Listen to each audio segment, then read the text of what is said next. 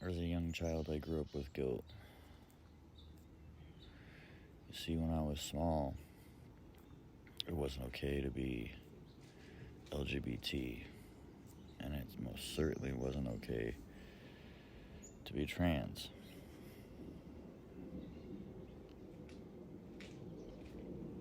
And so I grew up with a lot of guilt because I always felt like a boy. And it was really, really hard. It was rough. By the time I was 11, I realized I only like girls. And then I had to come to the conclusion that, well, I guess I'm just going to have to be a lesbian because there's no way I'm just going to wake up a boy one day. And then by the time I was about 24, I realized I admitted to myself, finally, that I was a guy.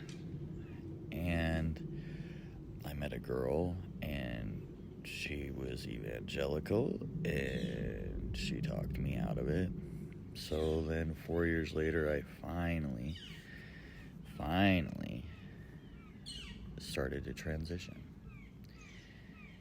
And I was angry, and I was so incredibly depressed. The amount of times I tried to take my life is outrageous. The drug addiction, the anger, the punching holes through doors and walls, and I was so angry. But I had so much guilt. And over the last decade and a half, I finally learned how to love myself, accept myself, and have no guilt. And there's a lot that comes with that because I'm also autistic.